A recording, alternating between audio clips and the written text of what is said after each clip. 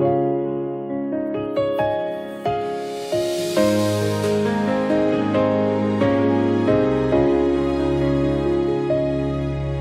is my great privilege and honor to introduce Freddi Gold for this Act Two meeting. Freddi and I have worked closely together for years and years in our critique group, and I just love this woman. She is such a fantastic person to work with. She is gracious and kind and smart as a whip. I mean, she has such great insight into people, and she's taught me a lot about life and about writing. We were fortunate to be partnered with Richard Zone, and the chemistry was amazing between the three of us. And that was a very, very important part of our lives, having that relationship. And now Freddi has had many, many careers and many, many parts of her life. And I won't go into all those. I'll let her share those. And with no further ado, will you all please join me in welcoming Freddi as our speaker? Thank you. Thank you so much. And thank you, Mike, very much again for not only setting Act Two up, but also doing the PowerPoint so that I didn't have to do it and try to remember what to say at the same time. He's good at that. And thank you, Club, for everybody from the club and everything who's here, and also whatever visitors are here among us as well. This is a really, really interesting topic, and I think one of the first things I want to say is that I am not an authority on non-humans or UAPs or anything like that.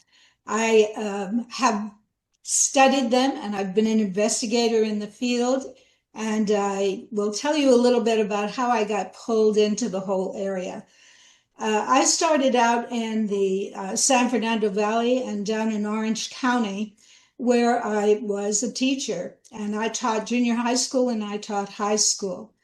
And during that time that I was teaching, one night I decided to go to a conference that was in Los Angeles, and the conference was on hypnosis. And I just found it really fascinating. There were a number of paranormal things that were going on in the environment where I lived, and hypnosis sounded really interesting, so I went to this meeting. After I got done with the meeting, I thought, gosh, what can you do with hypnosis? The last thing I wanted to do was be a hypnotist on the stage or do something like that. But I thought, you know what? I think it would work really well with counseling. And I became real interested in the idea of being able to combine hypnosis with therapy. Now, at that particular time, I'm talking about, the late 70s, early 80s. There weren't people that were using hypnosis in therapy or even in medicine very much. And so I decided to do it, and I took a whole bunch of classes for 2 or 3 years working on things in that particular area. I made a friend who was also doing the same thing, and she and I just decided that we were going to open up a practice and just do hypnotherapy. But the only thing you could do was basically help people stop smoking, help them with weight, help them a little bit with self-esteem. And what we found when people came in was that they usually had a lot more going on in their lives, but we couldn't overstep it and get into psychology without being licensed. So I went back to school, and I picked up the degrees that I needed to have in order to be able to become licensed as a marriage family therapist, using and specializing in hypnotherapy in my private practice. So I was doing all of that in Orange County when my husband got an invitation to join a company that was located in all places, the high desert. And so we moved to the high desert. I had gone to Vegas a number of different times, at least once a year for a long, long period of time. Never even knew there was a place like Victorville or Apple Valley or Hesperia. And then came up into the area. So my thought was, what I'm going to do is I'm just going to do the same thing that I did in Orange County. I'm going to try to open up a practice. So while I was starting to do that, and this is like the first week that I was up here, I wandered through Victor Valley College and dropped in to see the dean who happened to be there and ended up being employed as an adjunct instructor. So I became an I can say that word, adjunct instructor in psychology and English at the college and began to teach there. But I decided I was still going to open up a practice. So I went ahead and opened up a practice. So my background had nothing to do whatsoever with this field that we're talking about tonight. I managed to get a lot of popularity, a lot of recognition by having hypnosis being a part of therapy. And so, as a consequence of that, I was invited to be a guest on a talk show. Now, at that particular time, by now we're talking about in the early 90s. Okay, at that particular time, talk radio was really big in Los Angeles. You had Rush Limbaugh, a really conservative host who had lots and lots of people listening to his shows.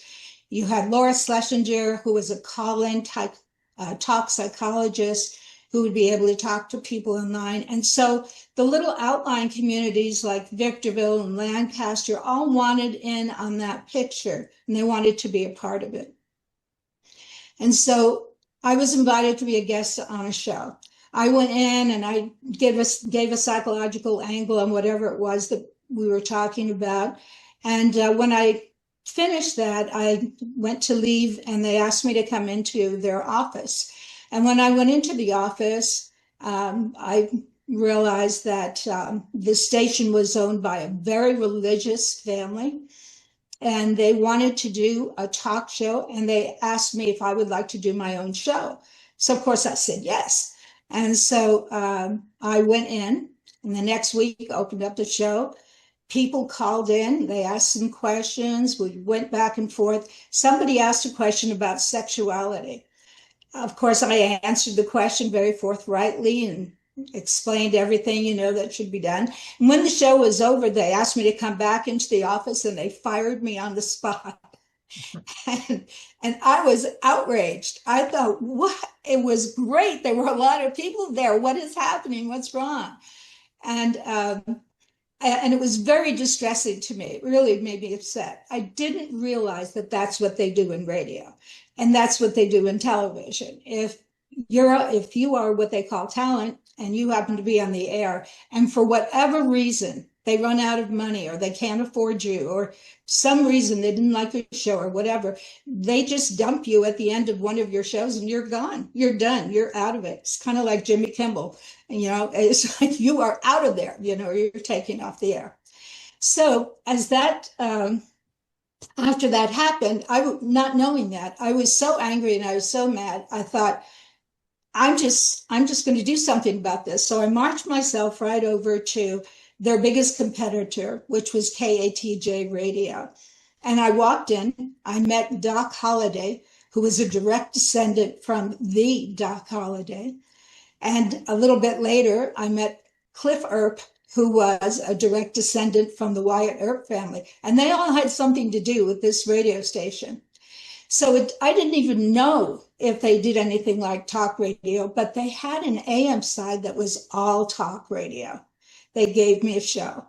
So I started at KCIN. And then I think that we can probably go to the slideshow, and then I can begin to talk to you a little bit more about what we're here to talk about.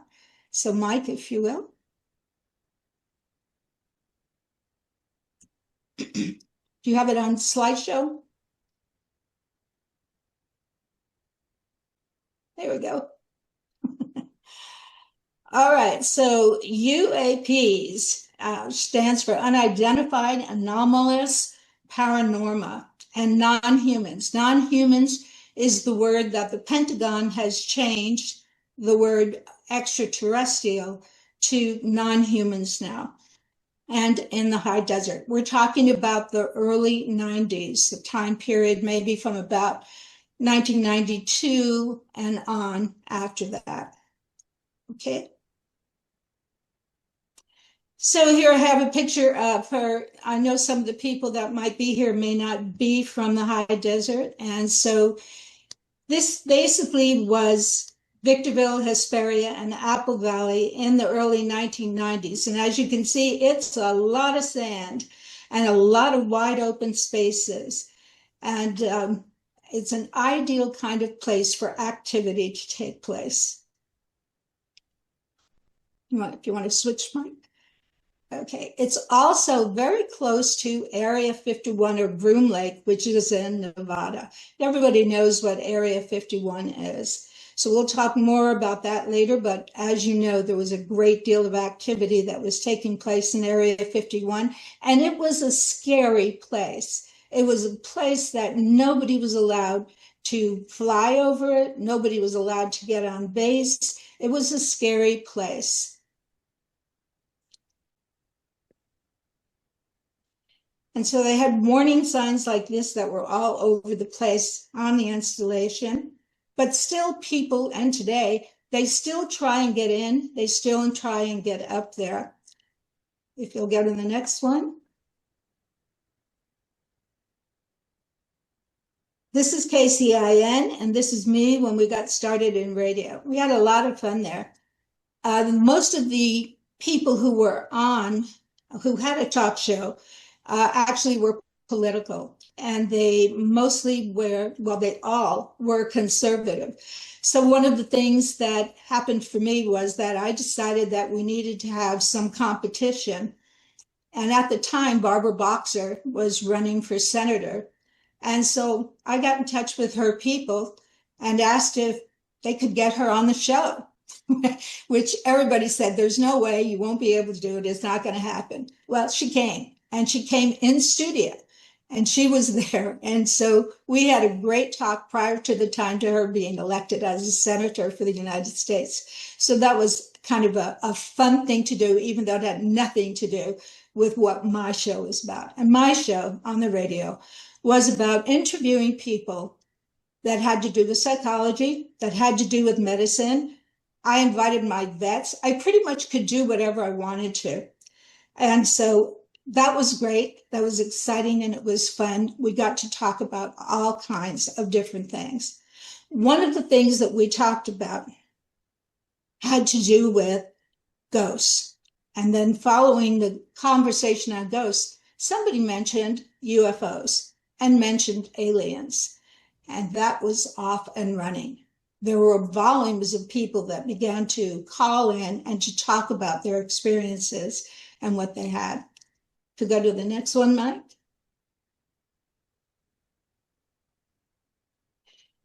We are surrounded up here by a lot of military. We have Georgia Air Force Base. We have Edwards Air Force Base. We have Fort Irwin Military Training Center. We have the Goldstone Space Communications Complex. And not too far away, a little bit north up in the Ridgecrest area, we have China Lake, or the Naval Air Weapons Station. So we have a lot of military activity all around us, a lot of places for things to be developed.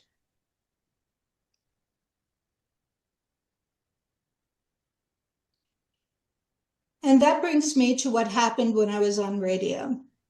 I had a call in on that day when we started to talk about UFOs from a woman who was the wife of a prominent judge in the Victorville area. And she told me that she would like to come to my office and bring someone with her who had been abducted.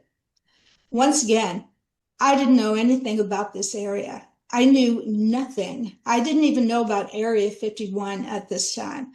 But she was very earnest, and she explained to me that this woman had had some really incredible experiences, and she really thought that I might like to talk with her. So they came to the office, and she told me about this first story. And this first story was that she lived in Ridgecrest, and her husband worked for the telephone company. And one evening they were playing cards with another couple from the area. And she was a smoker, and she decided that she needed some cigarettes, and they were in her car. So she left them. It was nighttime, and she went out to her car. This is a picture or rendering that was done afterwards. about her at the car. She got her cigarettes, she got out, looked over her car, and this is what she saw. This figure was walking down the road towards her. As it was walking towards her, it kind of bobbled. It didn't walk straight. She thought it was a kid in a costume who was like pretending it was Halloween or something and walking out there. So it got very, very close to her. When it got close enough to her that she could see what we now call a gray, it freaked her out. She went running inside. She yelled at the people who were inside. She got a camera. They ran outside. There was nothing there. There was nothing anywhere around. They searched, they looked, and they couldn't find anything at all. Mike, if you can go to the next one. The woman who was with her, and I changed all their names. We'll call that first woman Deborah, and we'll call this person Jill.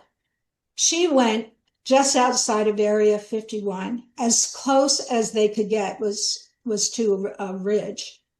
And so outside of Area 51, she took her adult son with her, and later they drew this picture. They saw this craft. Now, we don't know, looking at that craft, if that is ours or if that is an extraterrestrial craft. We just don't know. And we didn't know at the time, except that I didn't know anything at all. We knew that there were craft. One of the things that Jill did was she took my husband and I out to the Phelan area. And in the Phelan area, again, it wasn't as built up as it is now. So we were able to go out into a kind of a remote area that was off of the main drag that overlooked the dry lake where they have a lot of races. And I know we have Tom Foley in here, so he'll know just what I'm talking about. So out there, from where we were on a ridge. They asked us to all bring binoculars with us so that we could see the activity that took place over the mountains that were next to the dry lake, which we did. And we saw all kinds of things. We saw lights that were red, that were green, that were yellow in the sky. We actually at one time sent my husband over to the range to get his car on the edge of a hill and turn on the lights so we could see the difference from his headlights to the actual lights that we were seeing up above us and in the sky. These lights would get together, they would come apart. They would get in rows of 3, they would get in rows of 5, they would be single and individual. It was quite a display that we got to see. Okay, we can go to the next slide.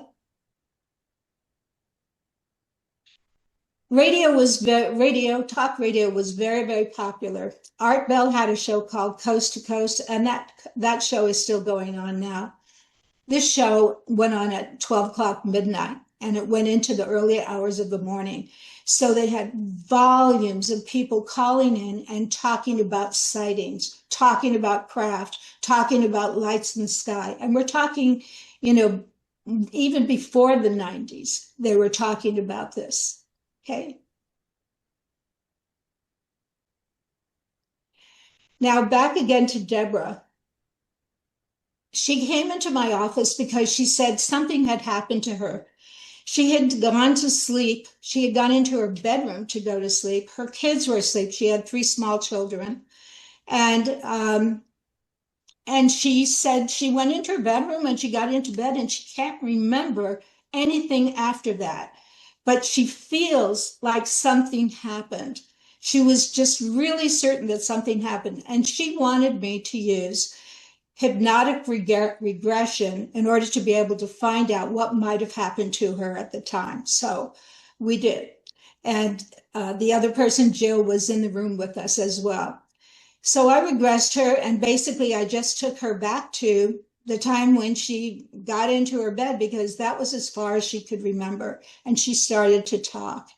And she said, it's very, very dark. It's darker than it usually is. It's like a cloak got thrown over the house and I can barely see. There's just tiny slivers of light, that were coming through. She said, then I saw that somebody was at my dresser. It was a cloaked figure. I thought it was a person with a hoodie on. And that person was looking at her jewelry and holding it up, and what little light there was catching it, and it was glimmering in the dark so she could see it. Because this woman lived in such a remote area, she slept with a rifle in her bed, and the rifle was at her side. She took, she went to take the rifle, to get the rifle, and she couldn't move. Now, we've heard this story before. Those of you who have read Whitley Strieber, you know really, really well that he had the same exact experience, not with rifle, but the same experience of little aliens coming around his bed and not being able to move. The idea of paralyzation or sleep paralyzation happens a lot. By the way, I've looked at all the reasons why people might, have these ideas. They can have vivid imagination. They can have sleep paralysis. They can have dreams and think they're awake. There were all kinds of psychological reasons why people would come up with these stories. However, this wasn't her story. She said that she saw this figure. She was frightened. She tried to get the gun. She couldn't move. She was laying on her back in the bed. She said this being came over towards her. And the being came to the side of the bed and leaned over the top of her. And the being had dark almond-shaped eyes. And when she saw that, she was terrified. She couldn't talk, or she couldn't speak for a little bit. And then it began to be light, and she saw, this is what she told me, she saw her children carried out and taken to a craft. She's not an artist. This was her picture of the craft. She said it filled her backyard. It was at least 20 to 30 feet long. She said that they went up into the craft through the bottom. She didn't say how they went, but there weren't stairs. So the beings took her people, her kids, up into the craft. And then she said, after that time, after this happened, that she just went blank, that she went unconscious. I brought her out of the state of hypnosis, and when she came to, which was easy, she said that in the morning, the first thing she did was to check on her kids. All three of them were asleep in their beds. Was it a dream? Was it something else? We don't know. If you could go to the next one, please, Mike. All right, now we're just skipping to another person. I'll call her Mickey. She was an attorney. She was giving a lecture out in the Joshua Tree area, which for those of you who don't live here is quite some distance from us, but is in another set of mountains. She was coming back on Old Woman Springs Road, which is kind of a cutoff road that's very, very deserted, all desert area on both sides of the road. It's a long, long, long stretch. And as she was coming through this area, it was nighttime, through this particular area on Old Woman Springs Road. It was very dark. She had her dog with her, and she happened to look to the right, and there in a big open field was this craft. This craft was the size of 2 football fields, she said. This is a real straight-laced person. And to have this description and to have this information was pretty remarkable. She stopped the car. She started to get out of the car. The craft just disappeared from sight. Okay, we can go to the next one. This is from a client, not a client, but a person who felt that he had been abducted as a child. He was taken, he was an adult when this took place. He was taken inside a craft. You can see the door there on the right side. And he was moved past a big section of chairs and a control panel. He said these are the exact colors that he saw in the control panel. He went from the right to the left. They took him across that way. He had a number and continues to have a number of experiences. He was a Viet vet. He had an experience where he and 4 other soldiers were pinned down in a valley-like area, and they were being shot at.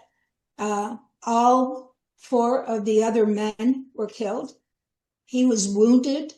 He actually limped and returned from the Viet War. His job, he was a custodian at a high school. Okay, we can go to the next one. So we've got a situation of UFOs. There's physical evidence of it. There are hundreds, literally hundreds, of reports and sightings being seen between the end of or the middle of 2023 and May of 2024. There were over 750 reports of sightings here in the United States.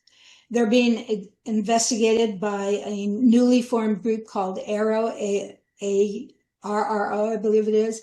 I'll tell you the name a bit later, which is set up by the Pentagon. And basically it's for purposes of getting these reports, analyzing them, and either deciding that, no, this is not a craft, or this is not a UFO, or this is something that we can't identify, of which there are a number that they cannot identify. Okay, we can go on to the next one. Of course, it's a big topic, and it's a little frightening to a lot of people. And I don't want to scare anybody. There are some scary things that are happening to people. One of the things is missing time, where a screen vision will be shown, and they'll think that they were seeing something else, when actually what was happening is there's a visitation. Some of you may be familiar with the episode that happened with this man called Barney and his wife way back in the 60s, in which they were taken aboard a craft. They also used hypnosis to be regressed and to learn information. They have been evaluated over and over and over again in the past with what happened to them. They were taken on the craft. They were shown maps of the star system, of the universe, a lot of information. So anyway, I just put this up as a kind of a little break here, and we can go to the next one. Okay, there are a lot of people that write in this area. Many of them, like myself, write speculative fiction, which is a genre now. Richard Spencer is also in that category. He writes fantasy. Mike Raft would be in this category if he wanted to be writing horror. I'll give you a more specific definition later, but speculative fiction is very big. Fantasy is in this area. So one of the writers in this area, who wrote about 6 different aspects of the whole UFO phenomena, wrote this book and became a friend of mine.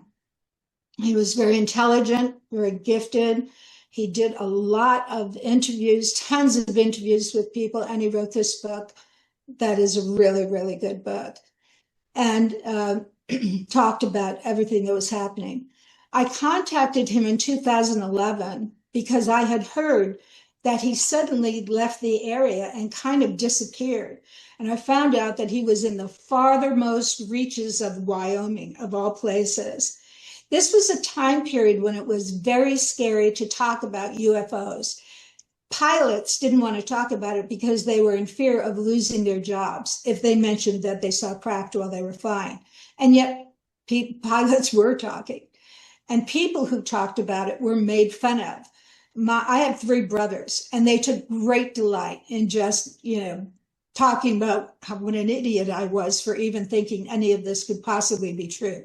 One of my brothers, Jason, who may be on here somewhere, used to take pictures of, he would take pictures and send them to me, and it would be like a picture from far away in a dirt field, and it would look like a craft. And then he would give me a picture of more of a close-up, and it still looked like a craft, but it was out there in the, in the dirt. And then you'd get up real close, and it was some little toy that he had put out there. And they would do things like that all the time to let me know that they didn't believe in any of this. This gentleman, on the other hand, was a believer, and he was for 6 years deeply involved in research of this whole area.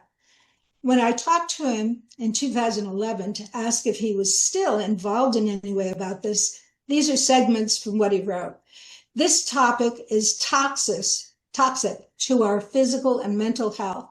We are often coaxed back into the topic, but we want no part in such discussions. I do believe, as a matter of logic, common sense, and inference from the scientific discoveries, such as exoplanets and floating life precursors in space, etc., that the universe and probably our galaxy is full of intelligent life in many forms. I further suspect, with no proof at all, that aliens of various kinds have visited Earth, interacted with humans and other forms, and may well be resident here now. I further suspect, with no proof at all, that covert elements of our government and some other governments are aware of this presence and have perhaps interacted with it. I point out his commenting with no proof at all several times. And the primary reason for this is protection, self-protection. If he doesn't have anything that's worthwhile, why should anybody be bothering to try and talk with them or to contact them or to do them harm in any way? Okay, next one.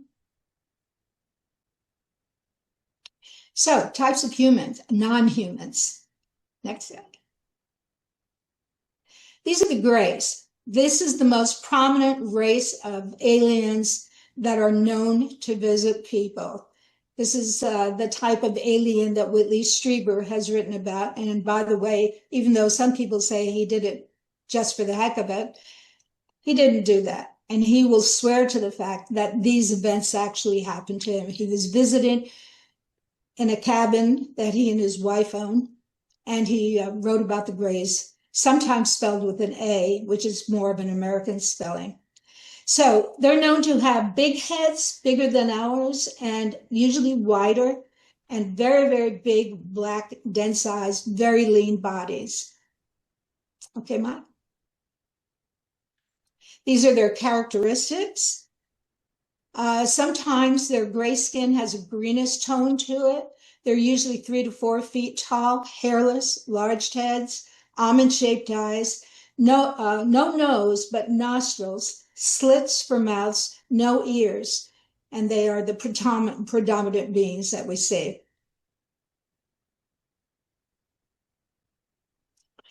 This was done by Deborah. There are different varieties of grays. This was one that she saw, claims to have seen. By the way, Deborah gave me a book of her drawings, and there are tons of them. She was taken to laboratories where there were many, many different types of people and animals and experimentation that was going on. Whether this was legitimately aliens or she was being taken somewhere else. As I mentioned, or I may not have mentioned, she was born on George Air Force Base, so she spent a lot of time around the military. Next one. Okay, this is a typical gray with the wider head, very frail body, and the almond-shaped eyes. And you can see no nose and the slit for the mouth. The next one is a tall gray. This one was over 6 feet tall. She didn't draw the body. It was probably slender also. Pretty much the same as the smaller grays. Deborah drew a lot of beings, other types of beings that she saw. So there were numerous types of non-humans being seen. They were from all countries, all locations, not the beings, but in other countries. There were lots of reports from other countries. And what I'm showing you and about to show you are 2 more that were seen by Deborah. This is one. The mouth was very different. Obviously, this being had fin-like hands and legs. All of this sounds like it comes out of a comic book. I realize that, but this is what she drew. It did not have a mouth other than an opening for the mouth, which she found very different. The next one.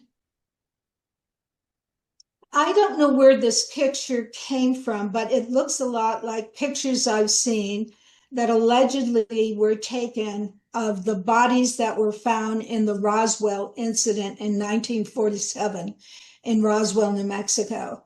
And I think it may be that. This is a gray, and I think that's where the picture was taken. I could be wrong, though. This person could have been, or this being could have been alive at the time. Next. This is another being that Deborah saw. I have no idea what it is, but since there seemed to have been a lot of experimentation, adding parts to things and putting different things together, this could have been one of them. And next. A little humor for you. I wish I could be there when they discovered this one. This was in one of the local newspapers somewhere. So, next. The next group that I'm going to talk about, and at the time in the 90s, there were only three main groups that were being talked about. This one, for me, is pretty much to be suspected. The Nordics, or the tall whites, sometimes called the Pleiadians, and these were reported to be very tall, white, humanoid beings, very blue eyes, long blonde hair. You can go to the next one, Mike, and I'll give the characteristics. The one thing that gives some merit to this idea is that there's a gentleman in Switzerland, I'll give you his information as we proceed, who said he was being visited. He took pictures of craft, and they're all in his book. The book is called Light Years. The man's name is Edward Meyer, and he actually has pictures of the craft. In one of the pictures, there's a jet that is flying to investigate the flying saucer, and you can see the difference in size. The saucer is huge, and the ship is tiny. It's just a little blob in the background. So anyway, he has a lot of photographs. To me, they look kind of like he took them with a Brownie camera, because this was years ago in the 70s, and but very interesting. So that's another sketch, and if we go on. The characteristics, they're considered one of the humanoid races, supposed to be from the Pleiades star cluster. They're 6 to 7 feet tall, stereotypically long blonde hair and blue eyes, pale or bluish skin. They communicate with telepathic communication. They are very, very benevolent.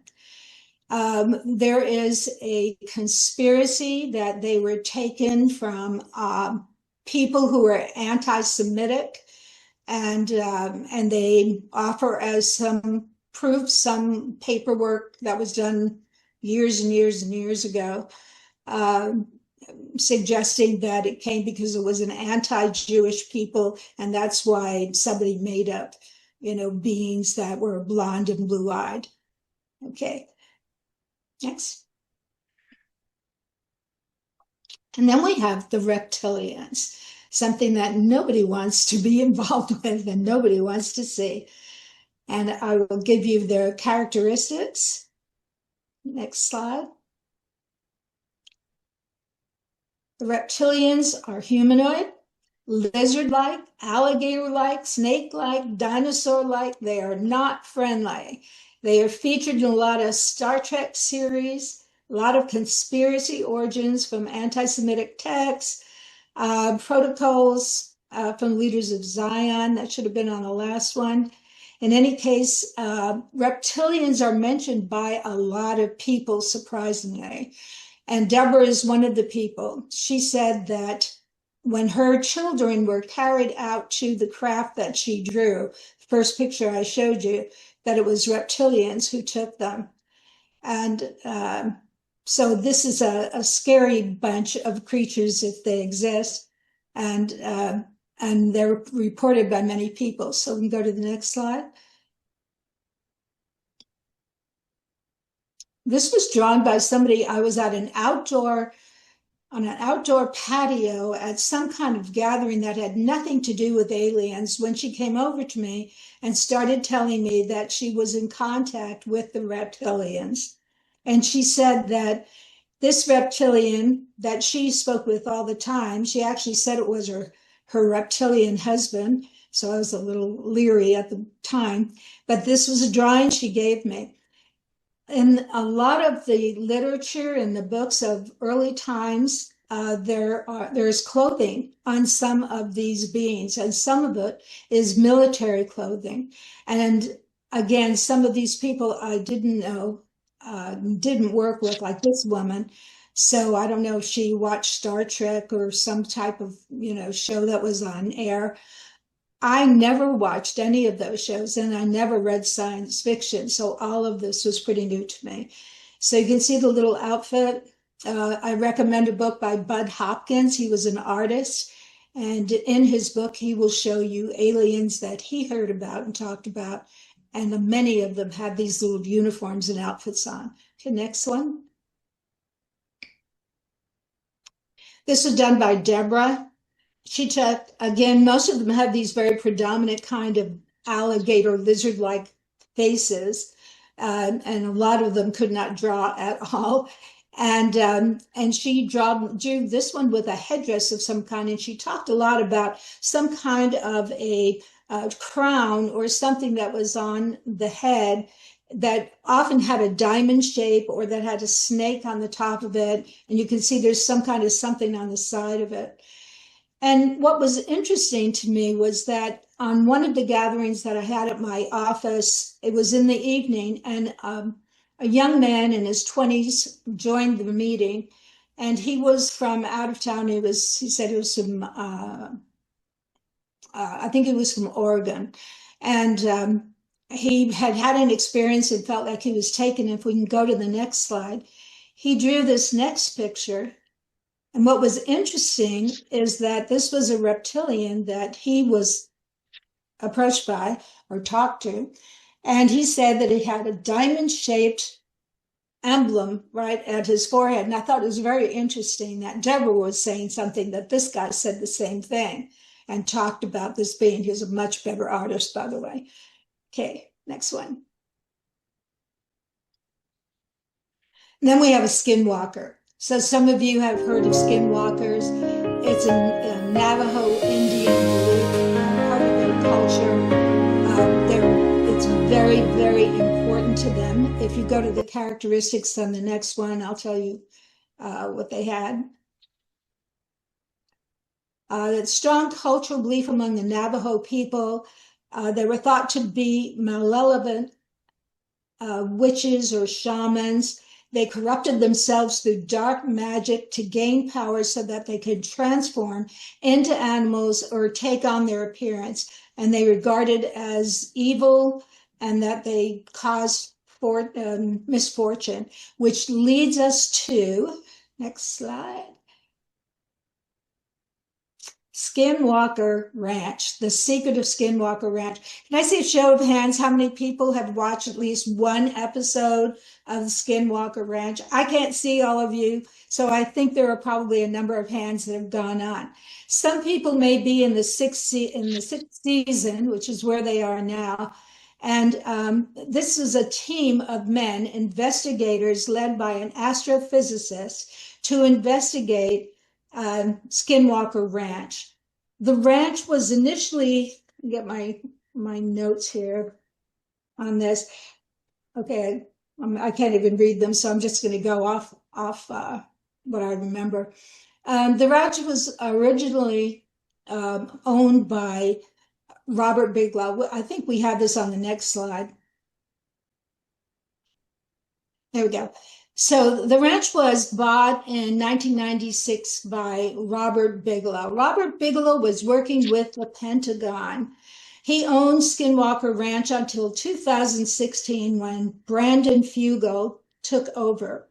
And Brandon hired a team of investigators led by an astrophysicist, Travis Taylor, who began to investigate what was underneath this enormous ridge that was on the ranch because there were so many happenings that were taking place. One of the earlier filming that they did and showed you online was of a cattle was of cattle and was of a cow that was being lowered and was the other cattle had been mutilated on the property.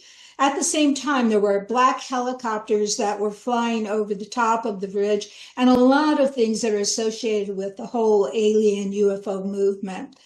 Um, because Brandon Fugel was willing to support the idea of being able to investigate what was under the ridge, what might be in the ridge, they were able to do a lot of work, and that's why it took them 6 seasons. They were seeing craft, and this is all, they videotaped everything, so you get to see it if you see this show. You see craft going into the mountaintop and coming back out of the mountaintop along the ridge, which made you suspect a portal. Then they found out that there's a lot going on underneath the ground, that they definitely found something also buried underneath this ridge, within this ridge. So they did all kinds of dredging and reports to find out what it was that was actually there.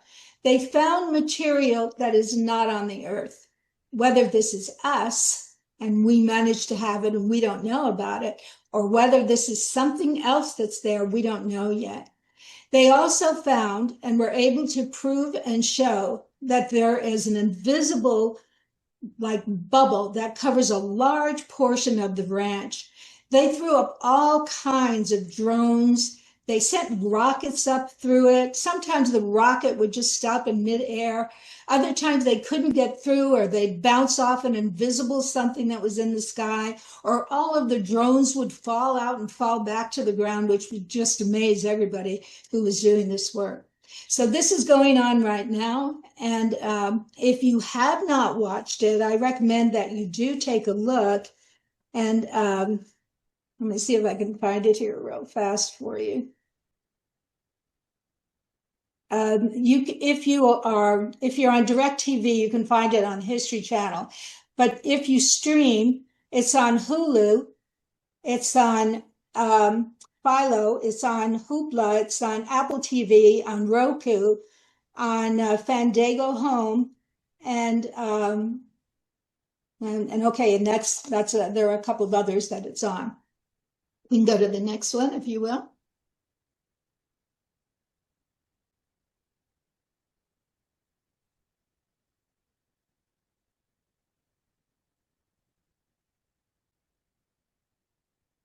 Are you seeing that, Freddi?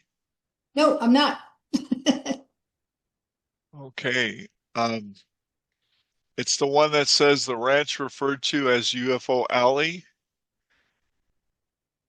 Oh, okay. Okay, I've got it now. Okay, so the ranch was this ranch, Skinwalker Ranch, was referred to as UFO Alley since the 1950s. So Bigelow bought it so that he could scientifically research the paranormal activity that was taking place there and UFO phenomena. The ranch is located in Fort, I'm not sure if this is pronounced as Duchesne, but in Utah, which is in the northeastern part. He worked directly with the Pentagon to develop AWASP, which is the Advanced Aerospace Threat Identification Program. The Pentagon funded him $2 million to study UFOs. This tells you something's going on, okay? Something has definitely happened. The Pentagon, of course, wants to protect us. They want to make sure that we are not going to have an alien invasion or that there isn't something that can harm us. Now, if we can go to the next one, please. Okay, so this is the team that's working on the TV series that's called The Secret of Skinwalker Ranch, and the team is led by astrophysicist Travis Taylor. And they did research inside the Mesa, which Robert Bigelow did not do. But Robert Bigelow is still very much involved with this whole area. In fact, the company that my husband worked for did some mock-up work for one of the space companies that he's very much involved with. Okay, they have seen and recorded multiple UAP craft flying in and out, and they've discovered evidence of an invisible dome over the large area of the ranch. They've seen cattle mutilations, black helicopters, and found material not known on Earth, and likely a portal that could be to other dimensions. Go to the next one. Okay. This is a picture that's taken by Neil Armstrong. There are any number of astronauts that have reported seeing craft, seeing ship, seeing different things. This picture was taken looking out the window close to the moon by Neil Armstrong, but there are many other astronauts that have reported activity that they saw along the way. One of them, and I can't think of which one it was, reported to the ground people and said, "There's a bogey to my left," and there's a what, like that. But he was seeing a craft outside the window, so which is pretty interesting. Okay, the next one. All right, and this was just kind of funny. This is just so we can all wake up for a second. But I was traveling somewhere, and I was at the airport, and I went into the bathroom, and I got into the stall, and on the back of the stall was this sign. So I took it off, and I took it with me because I thought it was very, very odd that I should be working in this area, and that appeared for me. Okay, the next one. Okay, so where are we today? So the United States government currently says we have no verified evidence of non-human entities or their technologies. There's increased official reporting, congressional hearings, and investigations that are taking place. UAP stands for Unidentified Anomalous Phenomena. The Pentagon established AARO, AARO, which stands for All Domain Resolution Office, for the purpose of people to report UFOs, whatever kind of phenomena they might find in the air, to them, and they'll decide whether it's real or whether it's not. So there's and then I said, hey, hello to Bob Lazar, because Bob Lazar's whole report, he was a gentleman, he was an engineer, and he was a man who was hired to be flown up to Area 51. From Area 51, he was bused to Sector 4, which was underground, where he was hired to reverse engineer craft. And there's lots of evidence to report that, but he was blasted. They took his name off of everything and anything that had to do. They don't even show that he was actually hired at that time by anybody in that area, although people have managed to find some evidence of the fact that he was actually there. He's still very active talking about, the things that he did and the craft that he worked on. Okay, the next one, please. All right, these are a few books. I recommend all of them. I have a lot of books. There were, as I mentioned, it was a very scary time initially. People didn't want to talk about it, but people certainly wrote about it. The book up at top, Abduction, was written by John Mack. He is a Harvard-educated psychiatrist. He had a lot of clients who came in to see him that reported being abducted, and gave him so much information that he wrote this book. Sometime after he wrote that book, maybe a year or so more, he was traveling in Europe, and he was run over by a car and killed. The book on the left, UFOs, is 6 different views to take a look at. He talks about crop circles, black helicopters, and implants that many people talk about. Whitley Strieber talks about having an implant in his ear that he tried to take out. He had a medical doctor try to take it out. Besides Communion, Whitley Strieber also wrote Grays. This book over on the right, that that talks about different kinds of things. It's a really old book. It was written by Bud Hopkins. He's an artist. He was the person who first started talking about people being taken from their apartment and being taken up into craft. There were a lot of happenings that happened down in the Gulf Breeze area, and that's a book about that. And there's a ton more, many, many more. Next slide. Next one. Okay, so these are the names that you want to research. I'm going to say right now, if anybody is interested or they'd like some of this information, I provided my email address here. You can write to me. I will send you links and information that you can use. So there's Bob Lazar up here. Stephen Greer, who we mentioned, is probably the most renowned person working in this area right now. Dr. Greer is worked on a project called the Disclosure Project, which you can see on Amazon Prime. It's also on a number of those smaller streaming stations as well. And in that, he provides some really up-to-date, latest information for you to be able to see. He speaks really, really, really well. So, as you listen to him, and there's so many things that he talks about and names that he gives and people that he gives that you're overwhelmed by the things that he has to say. Anyway, you can continue to write. All these people have different experiences that they have had, and I recommend that you take a look at their books. And then on the next one.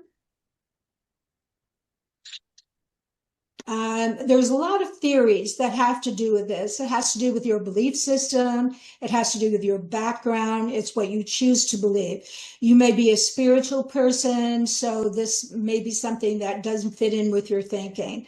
You may be very philosophical about this, but have other ideas and other theories.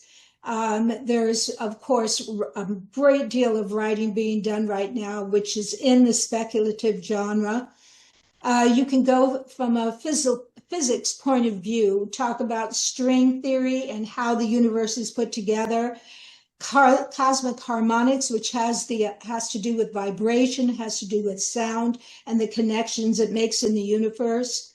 There could be a united framework of all of these. Of course, most of you have heard of the multiverse idea, that we don't just have one universe, but many universes. There's quantum mechanics. And there's also quantum entanglement, which is the idea that particles connect to other particles and we're all connected to one another. You're here for a specific reason. You're connecting with me. You're connecting with everybody who's on the call and people everywhere. The next slide, please. And then finally, speculative fiction is the umbrella genre of fiction that encompasses all the subgenres that are part and they range from or that depart from realism. It's or strictly imitating everyday reality. Instead, they present fantastical, supernatural, futuristic, other highly imaginative realms or beings. Other genres that are like subgenres, genres in this area are fantasy, gothic, alternative history, science fiction, superhero tales, magical, steampunk, paranormal, etc., things like that, magical realism. Okay. And I think this is the last slide. Again, I want to thank you for listening and being here. I'm happy to send you any of this material because this is being recorded. You'll be able to see this, or other people who missed it can see it. This is my address, freddigold3@gmail.com. You can write to me. I'll be happy to send you any of this material. I think there's one more slide. Oh, and that was it. That has nothing to do with this presentation. So, all right, so we can go out of that. I'll open it up for Q&A. I know our time, we're right at 7 o'clock, if that's okay, Mike. Sure. Take a few questions or comments that people might want to make.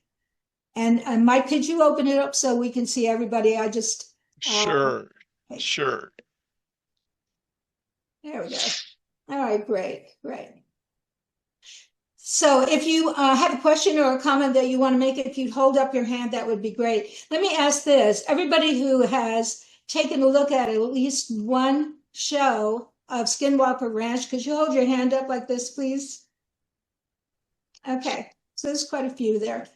Also, I did want to mention there is one other theory that I didn't put on, and it's the Rh negative blood factor.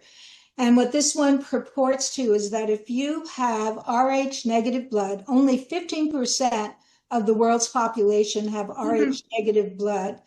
If you have that, then this theory purports that you originally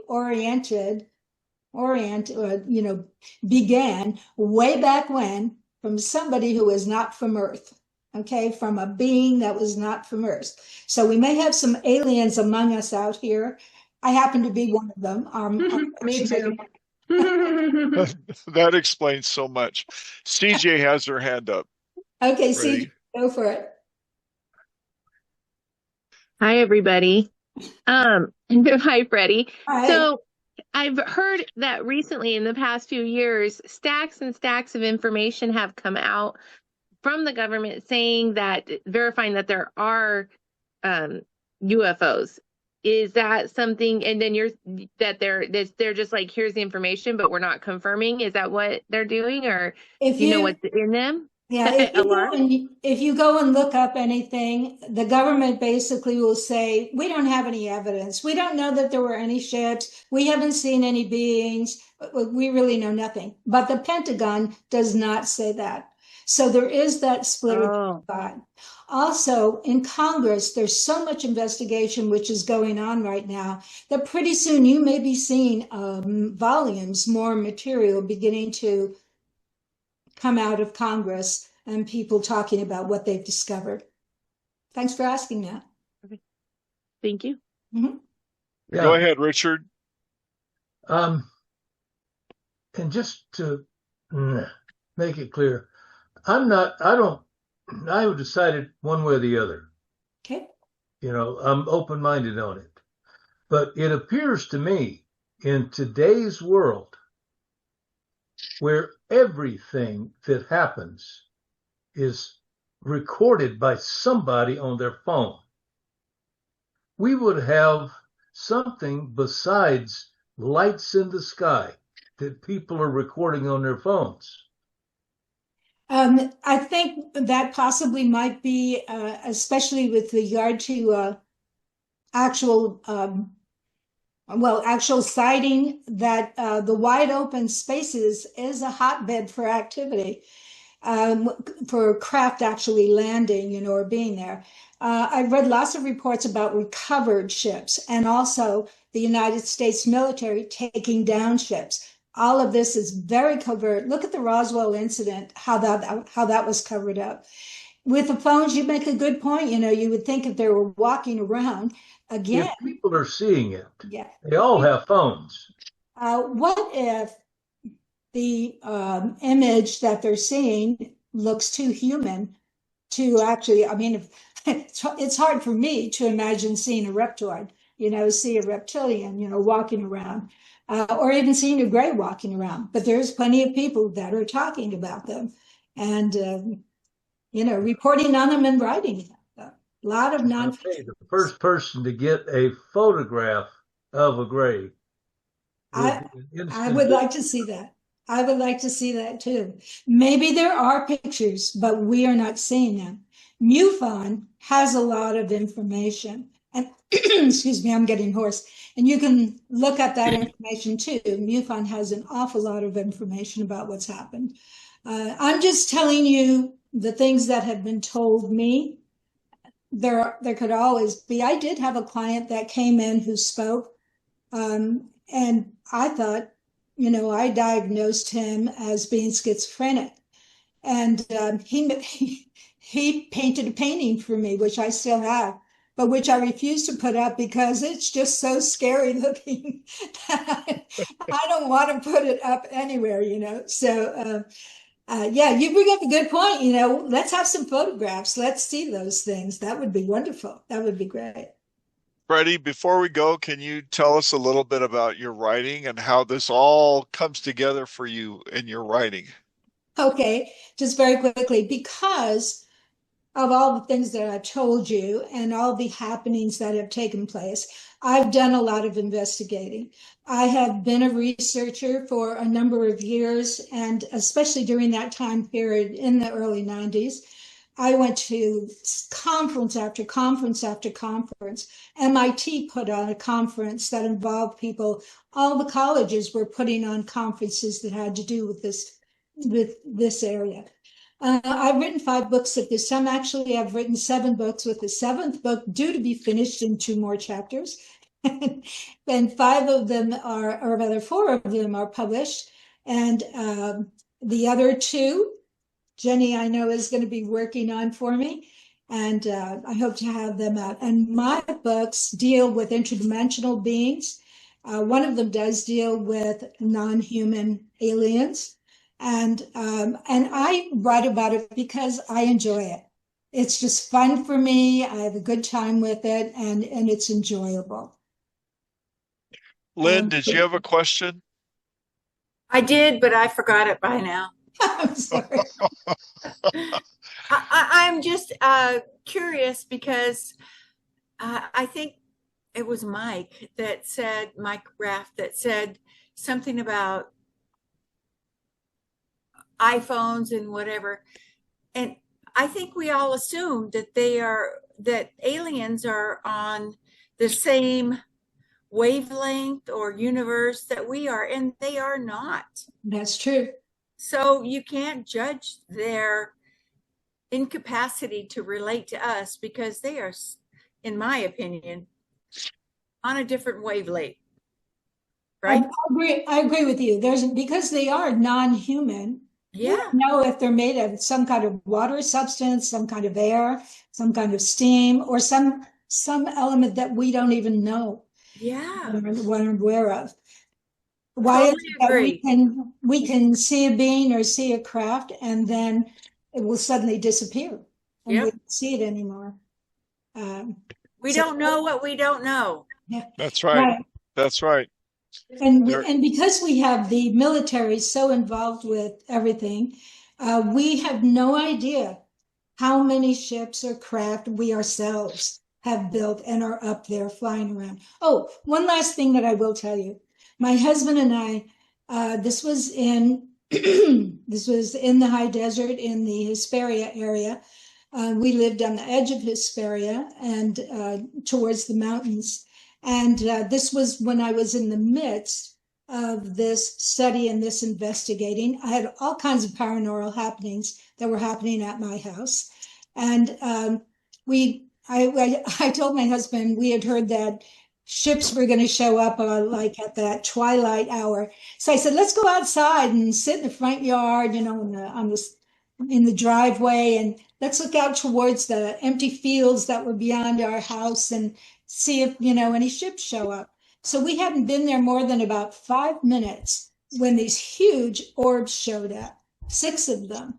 And they were not in a straight line, but there were 3 on one side with one that was up a little higher and behind, and the other one also had 3 orbs, and they were in different positions as well. And they were an orangey, glowing, it wasn't misty, but it didn't look solid. It was just imagery that was up there. And I was shocked. I was shocked to see it. But I was still in this is all new to me. And so I was waving and saying hi and hoping they'd come down and introduce themselves and things like that. But they were there for maybe 10 minutes. And that was very exciting. My husband, of course, saw them too. And the following night, they were seen again, and they have been seen since that time, because I went online and I found a picture, not in the same formation, but the same orange orbs. I thought they might be plasma balls or some type of light, some kind of phenomena, that was actually taking place, until I started seeing other people reporting them also. So I'm not sure. It could be ours. And that could very well be ours. So, any other questions or comments that somebody would like to make? Mary Ruth. I just wanted to ask if anybody had been keeping up with this big asteroid that's supposed to be huge and it's headed our way. You want to say something about that, Freddi? They're thinking now maybe it's a extraterrestrial spaceship or something. It's thank you, Mary, for mentioning that. And yes, I've read the same reports that you've seen, and some people do think that maybe it's cloaked and that it is a craft. It's in a shape that looks like it could potentially be a long craft, but I think it's still too far away for anybody to be able to say that it's something other than an asteroid. Well, on YouTube, it keeps saying that it's headed our way. There's a lot of reports. I should mention to you that on TikTok, on Instagram, on Facebook, on Threads, on X, every social media place that you go, there is a ton of UFO stuff and a ton of stuff about alien beings. And there is a lot of disinformation, a lot of crap, that's actually out there. So it's kind of hard to separate things. And that's why I suggested you look at Stephen Greer, see what you think about that, and any of the other people that are on that list that I mentioned. And again, I'm more than happy to send you that information also. But I might add that Dr. Greer is going to be out in, I think, Joshua Tree, I believe it is, next month. So generally there's a following. Of course, he has a big following. But that's also going to be on YouTube as well, or Facebook Live, I believe, as well. Thank you. You can get tickets to see him if you want. Okay. He does it every year. Ray, can you send me that information? Can you email that to me and I'll put it out to the club? Yep. That would be great. That would be great. Thank you, Freddi. Can we all give Freddi a big hand and thank her for doing this for us? Thank you. It was a lot of fun. Great presentation. Mike, I have one thing I want to say. Miko is on the new reality show on Fox television called 99 to Beat. There's 100 contestants. He was there for a month. It'll be on tomorrow night at 6:00. And Miko was her son, and he was the kid in the original movie. What was it, Mary? I don't know which one you're talking about. So many. I know, but I was just telling you about something he's on now. He spent a whole month in London filming this whole series of 99 to Beat, and it's fun games. He didn't win, but he got pretty far, and you'll see him on there. Thanks. Nice. 6:00 tomorrow night. Thank you. Okay, Jenny, go ahead. Real quick. Freddi, just so you know, earlier in the presentation, you mentioned a guy named Barney and you couldn't remember who it was. It's a couple by the name of Barney and Betty Hill. Yeah. Yes. They were one of the very, very first infamous couples to report being kidnapped and abducted and having extraterrestrial experiences. Someplace back in the East, New England someplace, Pennsylvania maybe, but someplace in the East, but it was Barney and Betty Hill. Thank you very much for that. Yes, that made the newspapers all over. And yeah. Jenny, she just recently passed. He passed a long time ago, but she just recently passed. Really? Because that was like in the 50s or something, yes. I think. Yep. So, very good. All right, folks. Thank you so much for coming. This was a lot of fun, Freddi. Thank you. Bye, all. Bye-bye. Bye-bye. Everyone keep writing. Freddi, I look forward to getting your book. Okay. Start editing. Thank you. All right. Good night. Bye.